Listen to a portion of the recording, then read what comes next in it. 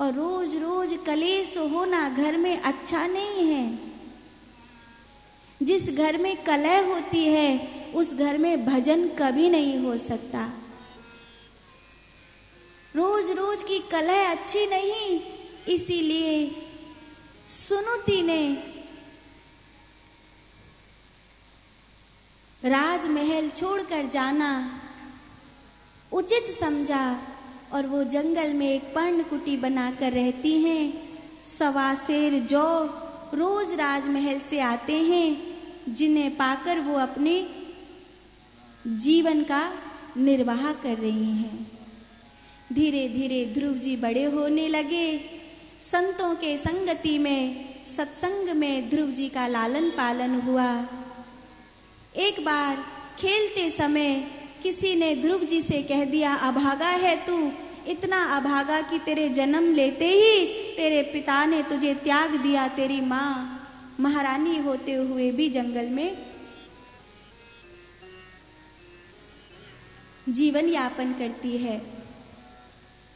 ध्रुव जी की आंखों में आंसू भर आए और ध्रुव जी ने अपनी माँ से पूछा, माँ मैं अभागा हूं?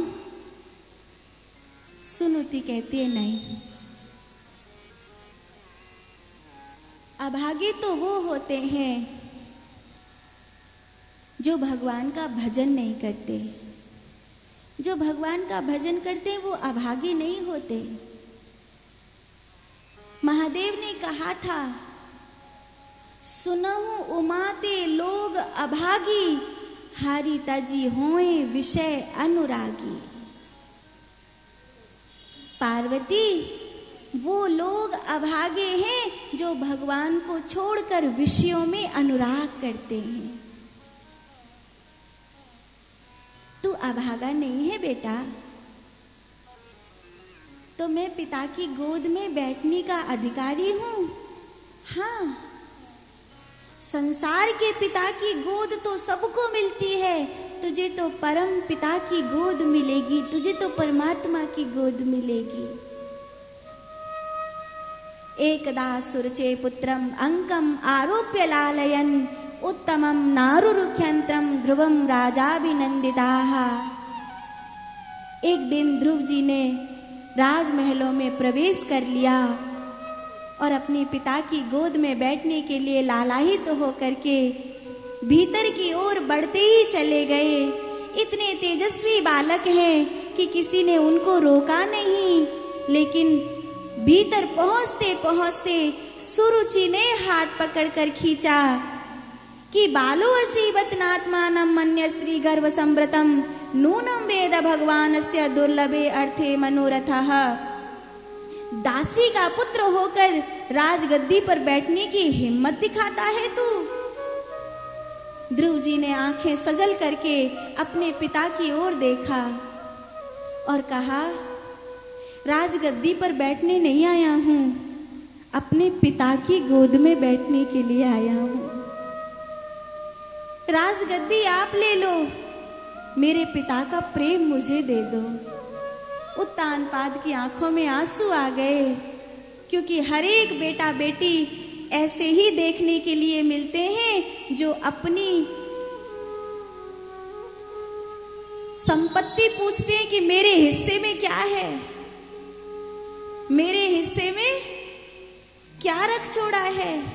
नहीं पार पड़ती तो पर्चियां लिख लिख कर डालते हैं कि किस भाई के हिस्से में दुकान आएगी, किस भाई के हिस्से में फैक्ट्री आएगी, किस भाई के हिस्से में घर आएगा, किस भाई के हिस्से में सोना आएगा, किसके में क्या आ रहा है। ऐसी संतान अगर मिल जाए जो तुमसे ये कहे कि मुझे मेरे हिस्से में मेरा बाप चाहिए, अहो लगता है मेरी गृहस्थी धन्य हो गई। मुझे कुछ नहीं चाहिए, मेरे हिस्से में मेरी मां का आंचल मुझे मिलना चाहिए।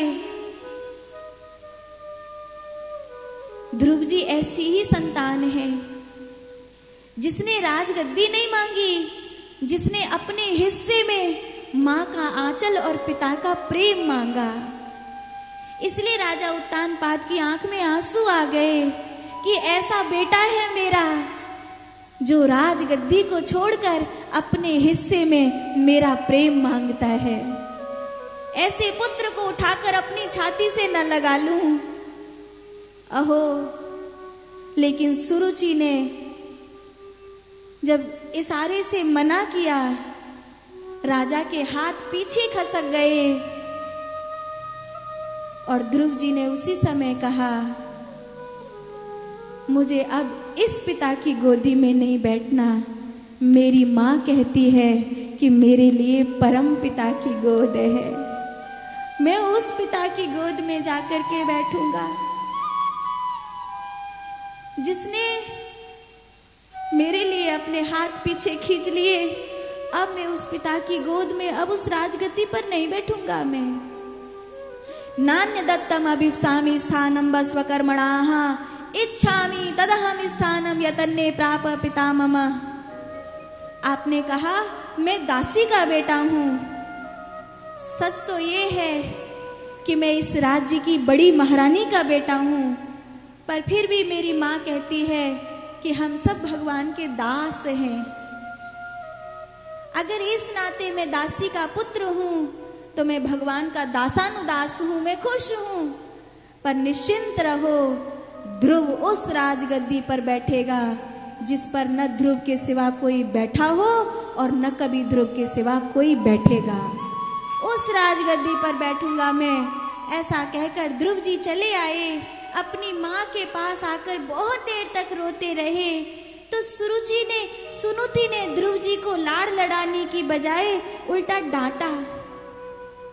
अपनी गोदी में नहीं लिया, उल्टी फटकार लगाई। सुरुचि सत्यमाहेदम मंद भाग्योसी पुत्र का नहीं पुण्यवताम वत्स सपत्ने रैव मुच्यते। क्या खराब कहा तुम्हारी छोटी माँ ने, ठीक ही तो कहा। अरे बारिश जब बरसती है तो पर्वतों पर थोड़ी ठहरती है, गड्ढों में आकर ठहरती है। हमने भगवान से धन थोड़ी मांगा था जो हमें धन मिलता। ठीक ही तो कह रही है कि वो अभागे हैं हम। जिसे संसार भाग्य कहता है वो भाग्य तो हमारे पास है ही नहीं ना। तो क्यों कहकर चला आया कि उस गद्दी पर बैठूंगा और उस गद्दी पर बैठूंगा। ये अहंकार करने की क्या आवश्यकता थी। ध्रुव जी रोने लगे। नहीं माँ, मैंने अहंकार नहीं किया है, तू ही बता मैं क्या करूं। अपने रोते हुए नन्हे बालक को देख सुनुति कहती है, क्या चाहते हो। ध्रुव जी कहते हैं, संसार के पिता की गोदी नहीं मिली, परम पिता की गोद चाहता हूं। तू कहती है ना कि मैं भगवान का बेटा हूं, एक बार जिसका बेटा हूं उसकी गोद में बैठना चाहता हूं। सुनुति ने ध्रुव जी के सर पर हाथ फेरा और भगवान से प्रार्थना करते हुए कहती है कि अगर तेरी माँ ने जीवन में सच्चे मन से भगवान की आराधना करी है तो मैं तुझे कहती हूँ तुझे परम पिता की गोद प्राप्त होगी।